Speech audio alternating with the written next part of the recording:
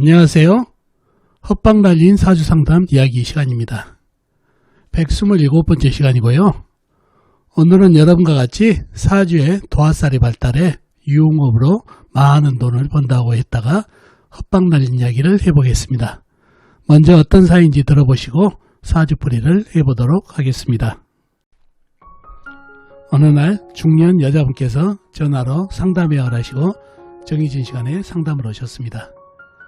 상담 오신 주제를 여쭤보니 이렇게 말씀하십니다. 선생님, 제가 예전에 조금 여유가 있어 장사를 해보려고 몇 군데 사주 상담을 해봤습니다. 그런데 가는 데마다 제 사주에 도화살이 많아 유흥업을 하면 돈을 많이 번다고 하더군요. 미신적인 게 있어 확인도 할 겸 인터넷에도 도화살에 대해 찾아보니 정말 유흥업 등에 좋은 살이라고 나와 있더군요. 그래서 도화살의 위력을 믿고 있는 돈을 모두 투자해 호프집을 오픈했습니다.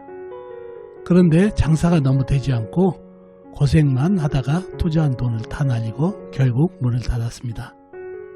제 사주에 분명 도화살이 많아 유흥업을 하면 돈을 많이 버는 사주라고 했는데 반대로 망하게 되었는지 알 수가 없어 속 시원히 그 이유라도 알고 싶어 선생님께 상담을 했습니다. 라고 하십니다. 저는 그분 사주를 뽑고 집중해 봅니다. 그리고 그분께 사주에 들어있는 그대로 말씀을 드립니다.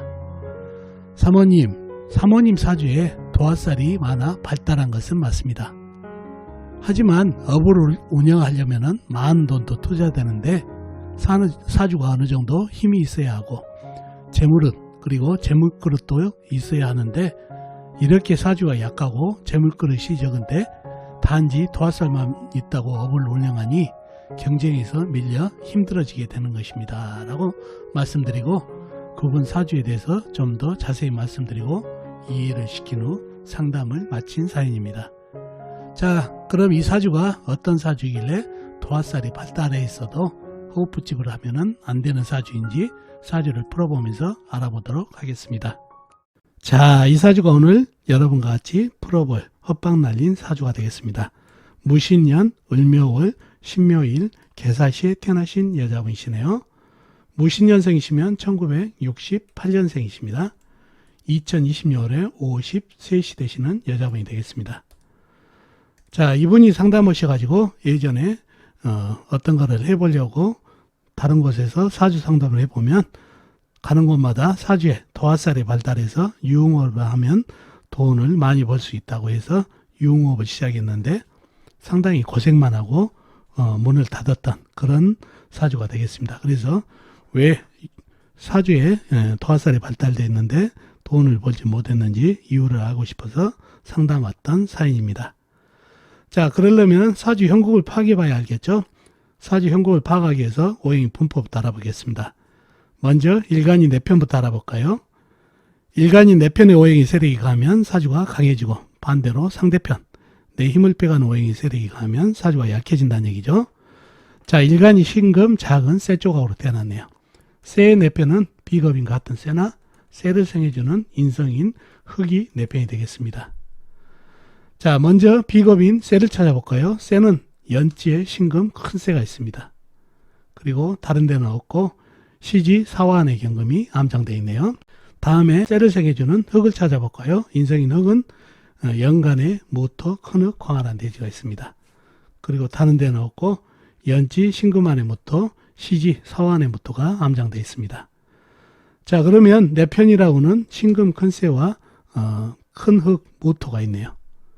그러면은 상당히 4편의 세력이 약하니까 사주가 약해질 가능성이 있는 사주팔자가 되겠네요. 상대편도 한번 찾아봐야 되겠죠. 내 힘을 빼가는 오행 뭔가요?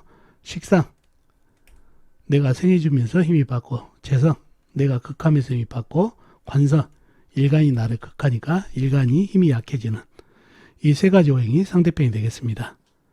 자, 식상은 뭔가요? 새가 생해주는 오행이니까 물이 되겠고, 재성은 나무, 관성은 불이 되겠습니다. 먼저 식상인 물을 찾아볼까요? 물은 시간의 계수 작은 물이 있습니다. 그리고 다른 데는 없고 연지 신금안에 임수가 암장되어 있네요.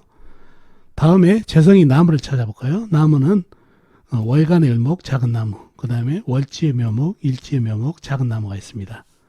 그리고 다른 데는 없고 지장간에 없고요. 다음에 관성인 불을 찾아볼까요? 불은 시지에 사와 큰 불이 있습니다. 그리고 다른 데는 없고 지장간에 없고요. 상대편의 세력이 대단하죠. 계수 작은 물, 을목, 묘목, 묘목, 작은 나무, 사와 큰 불까지. 내 편이라고는 무토와 신금 뿐인데 말이죠. 이러면 사주가 매우 약해지겠죠. 특히 무신, 나한테 힘을 주는 무토와 신금이 멀리 떨어져 있어서 무정하고 힘을 주지 못하는 형국이다. 아주 신약한 사주가 됐습니다.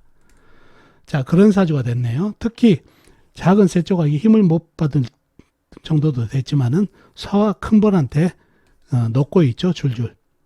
그리고 이 물은 불을 좀 견제해 줘야 되는데 묘목을 생하느라고 견제를 못 해주고 있고요. 그리고 이 여린쇠로 을목, 묘목을 갖다가 견제, 그걸 하다 보니까 힘이 많이 약해졌어요. 그래서 신약한 사주가 됐다는 얘기죠. 내 도움을 되는 무토와 신금은 멀리 떨어져 있고 나를 극한 오행만 가까이 붙어서 나를 힘들게 하는 그런 형국입니다. 자, 그런 사주가 됐네요. 용신은 신금이 되겠죠. 큰 새가 되겠습니다.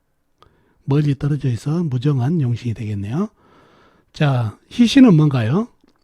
희신은 흙이 오면 좋겠습니다. 왜?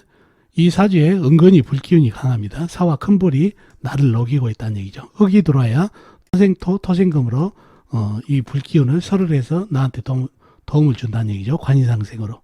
그래서 억부, 통관으로서 이 흙이 들어와야 좋은 운이 되겠습니다. 그래서 흙이 희신이 되겠습니다. 그런 사주가 됐네요. 자, 그런 사주가 됐는데 이 사주가 옛날에 무슨 업을 하려고 갔더니 뭐를 했으면 좋겠습니까 했더니 사주에 도화살이 강해서 유흥업을 하면 돈을 많이 번다고 했다는 얘기죠. 일단 도화살이 발달되어 있는지 한번 보자고요. 도화살이 뭔가요? 자오, 묘, 유가 다 도화살이죠. 자, 찾아보면 월지의 묘목, 일지의 묘목, 작은 나무, 묘목이 도화살로 있네요. 상당히 도화살이 발달되어 있네요.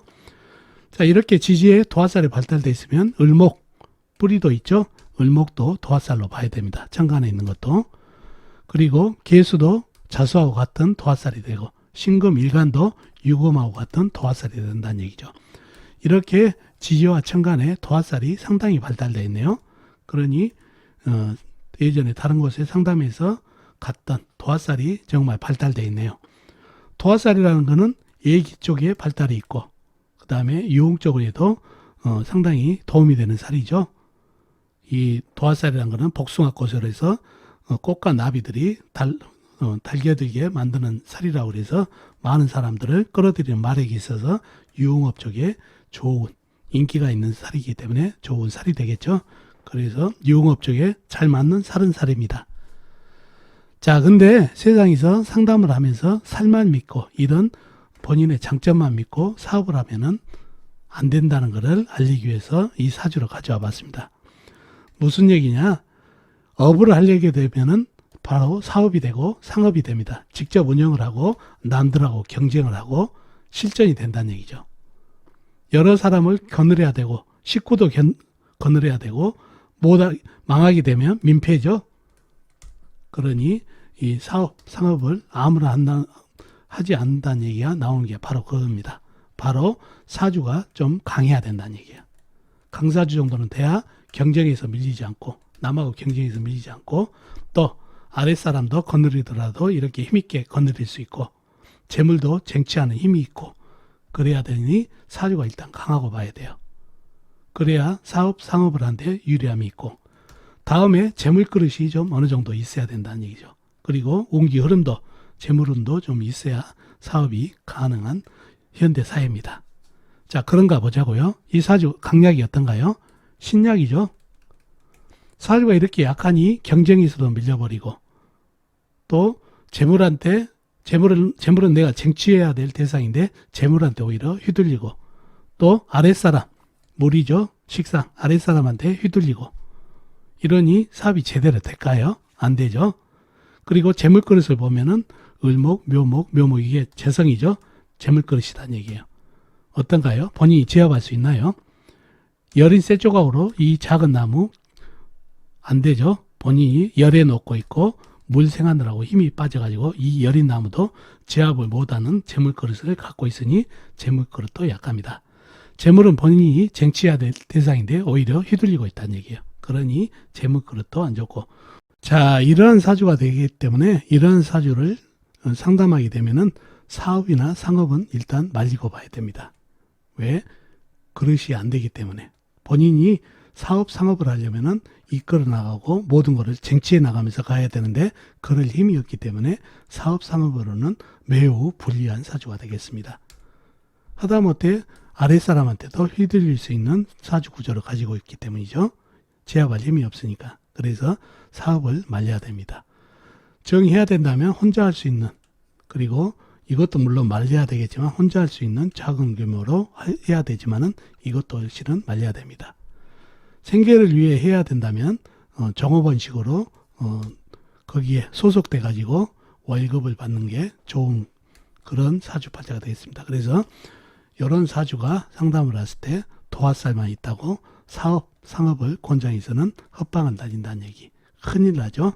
그래서 사업, 상업을 하려면 다시 한번 말씀드리지만 사주에 힘이 있어야 되고 재물운도 있어야 되고 운기 흐름도 도와줘야 된다는 거 꼭 기억이 되시면 좋겠습니다. 아셨죠? 자, 오늘은 여러분과 같이 사주 속에 도화살이 발달되어 있어서 유흥업을 하면은 큰 돈을 번다고 했다가 헛방 말린 이야기를 들어봤습니다. 어떻습니까? 오늘 사주풀이 도움이 되셨나요? 도움이 되셨으면 좋겠습니다. 다음 시간에 또 뵙도록 하겠습니다. 안녕히 계세요.